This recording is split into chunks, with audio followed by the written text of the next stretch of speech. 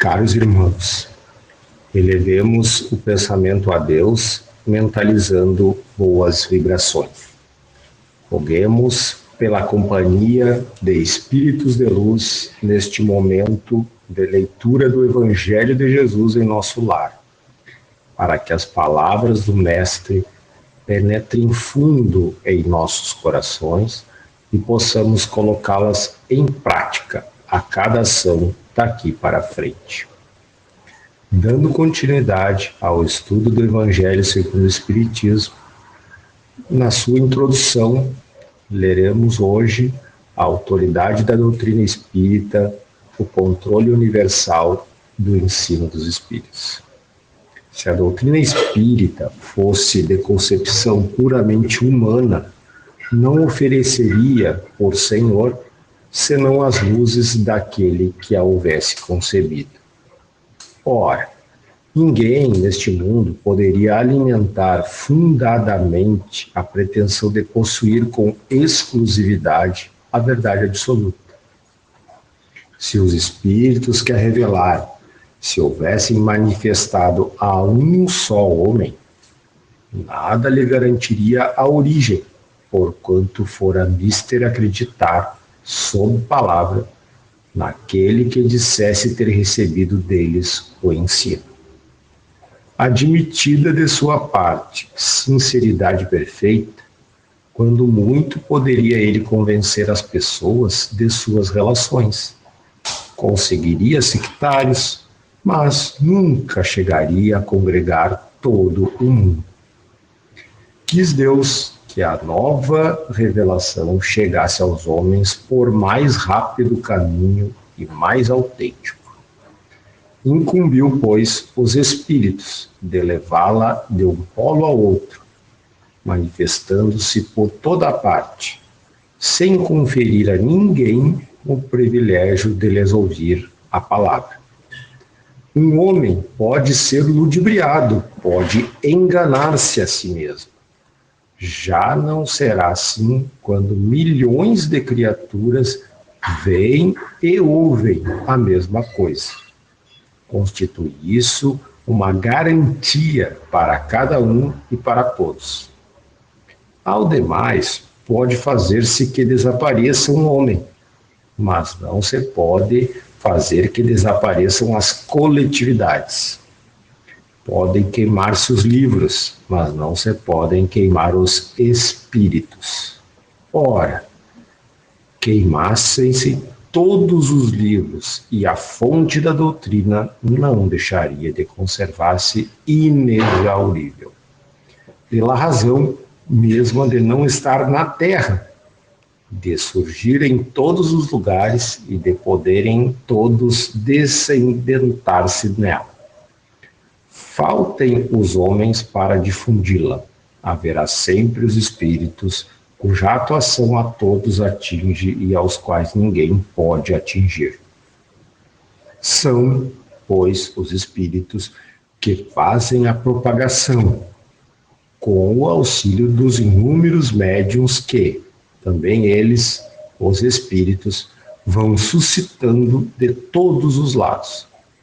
Se tivesse havido unicamente um intérprete, por mais favorecido que fosse, o espiritismo mal seria conhecido.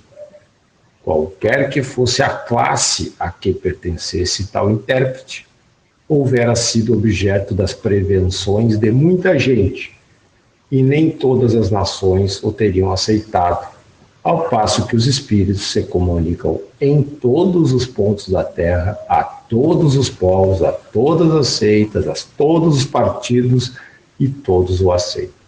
O espiritismo não tem nacionalidade e não faz parte de nenhum culto existente. Nenhuma classe social o impõe, visto que qualquer pessoa pode receber instruções de seus parentes e amigos do além-túmulo. Cumpre seja assim, para que ele possa conduzir todos os homens à fraternidade. Se não se manifestasse em terreno neutro, alimentaria as dissensões, em vez de apaziguá-las.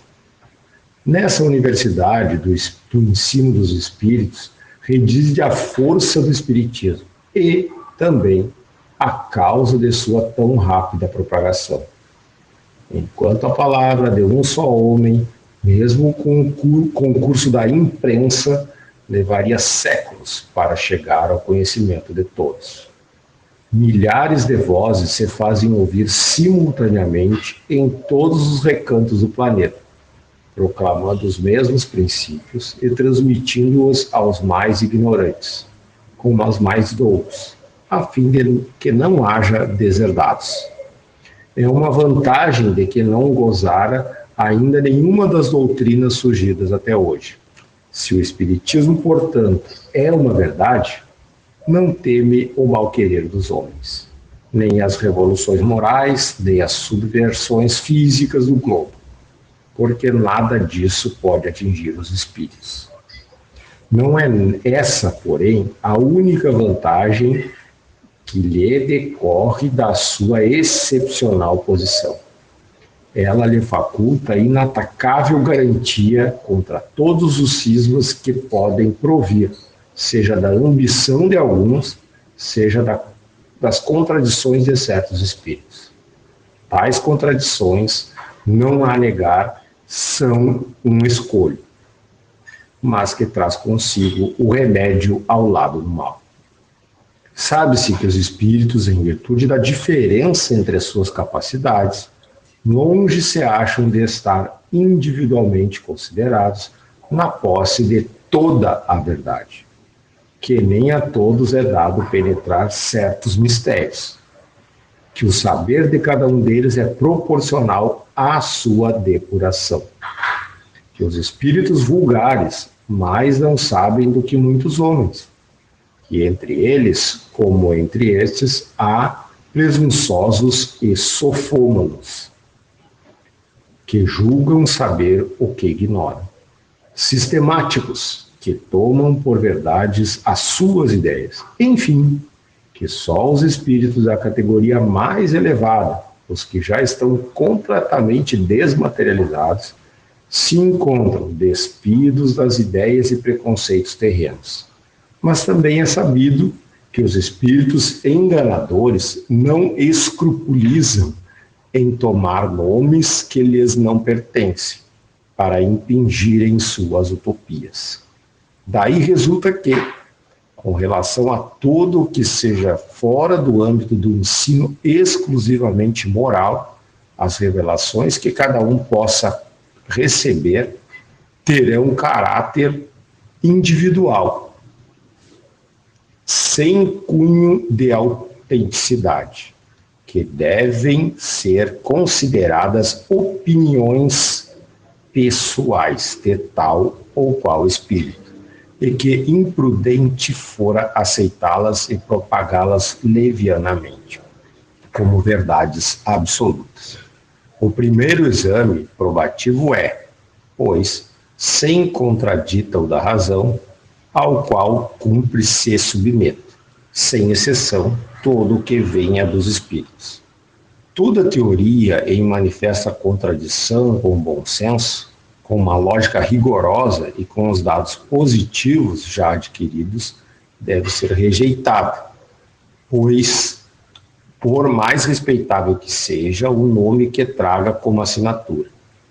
Incompleto, porém, ficará esse exame em muitos casos, por efeito da falta de luzes de certas pessoas e das tendências de outras poucas a tomar as próprias opiniões como juízes únicos da verdade. Assim sendo, que hão de fazer aqueles que não depositam confiança absoluta em si mesmos? Buscar o parecer da maioria e tomar por guia a opinião desta. De tal modo é que se deve proceder em face aos que digam, os espíritos, que são os primeiros a nos fornecer os meios de consegui-los. Portanto, irmãos, interpretando esses escritos de Kardec, é possível verificar a razão pela qual a doutrina espírita se propaga pelo trabalho de diversos espíritos e médiuns trabalhadores. não ficando refém da palavra de um único intérprete. Assim, seguido esse preceito básico da doutrina, concluímos este momento de oração, emanando os melhores pensamentos e que sejamos fonte de bons sentimentos e boas ações para com todos, e também sinceramente gratos a Deus pela oportunidade desta reencarnação, com cada prova ou expiação necessárias à nossa evolução. Agradecemos a companhia de espíritos de luz que neste momento estiveram conosco, nesta prece em nosso lar. E que assim seja.